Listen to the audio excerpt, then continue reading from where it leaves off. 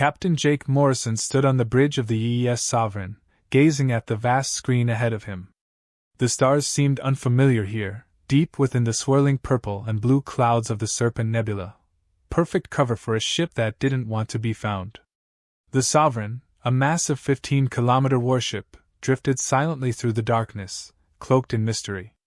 Its dark hull shimmered under the nebula's glow, hiding the 300,000 crew inside. Engineers, soldiers, scientists, and doctors, all of them the best humanity had to offer. They knew what was coming. Jake turned as Lieutenant Commander Lisa Bennett approached, holding a tablet and looking visibly worried. For 2 years, Lisa had served as his brilliant, steady second-in-command. "Captain, our scouts have confirmed it. The alien fleet is larger than we expected. Over 300 ships, heading straight for us." Jake had anticipated this.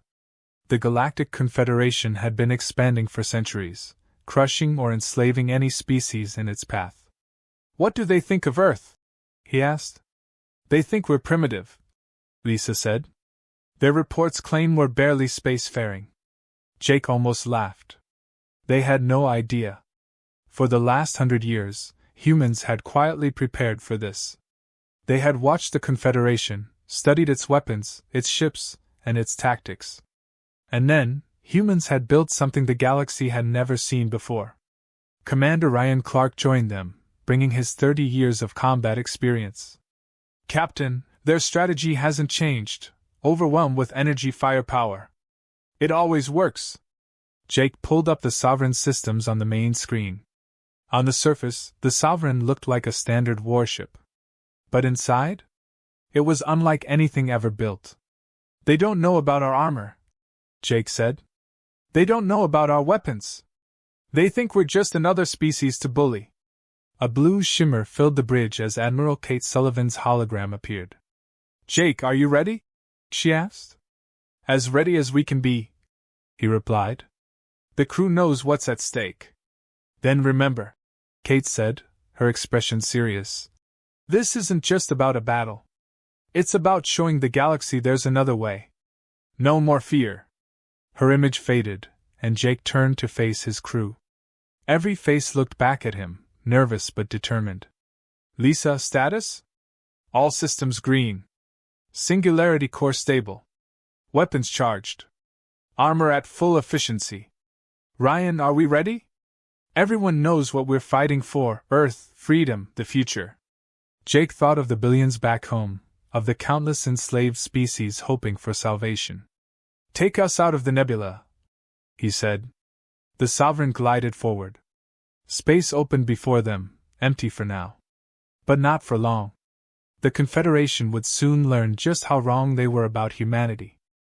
Fleet Admiral Zichter stood aboard his flagship, the Dominion's Pride, surrounded by 300 perfectly aligned vessels. The alien admiral had never lost a battle in 40 years and saw no reason today would be different. "We're nearing the target system," his science officer reported. 8 billion lifeforms on the third planet. Their tech is primitive, chemical rockets, metal projectiles. Zichter scoffed. "They'll be slaves before nightfall." But soon, something strange appeared on the sensors, something massive, hidden yet real. Their most advanced instruments couldn't detect it properly. Then, as space warped around them, the Sovereign emerged like a giant from the shadows. It dwarfed the Confederation's largest warships and shimmered with strange, shifting energy. "What is that thing?" one alien whispered. A transmission came through, and Captain Jake Morrison appeared on every alien screen. Calm. Collected. Confident. "I am Captain Morrison of the UEES Sovereign. This is your only warning." Zichter demanded surrender. Jake refused. "We've studied you. Prepared for you. You think your weapons are unbeatable. But they've all got the same weakness." The aliens fired 300 ships worth of energy weapons, a barrage capable of destroying a moon. When the smoke cleared, the Sovereign still stood, undamaged and glowing brighter. Lisa reported. "Hull integrity 100%. We've gained energy." Ryan smiled. "Weapons ready." Jake's face reappeared across the Confederation fleet. "Thank you for the power-up," Then came the human counterattack. Not energy beams, but kinetic slugs, dense metal projectiles launched near light speed. They bypassed shields entirely, tearing through alien hulls like paper. 10 ships fell in seconds. Chaos erupted. Then came the Sovereign's trump card, the gravitational lance. A beam of warped spacetime reached out and erased ships from existence. 20 more vanished instantly. Sictor watched in horror. "What are these weapons?" Jake answered coolly. "They're human." The aliens had relied on fear and overwhelming power.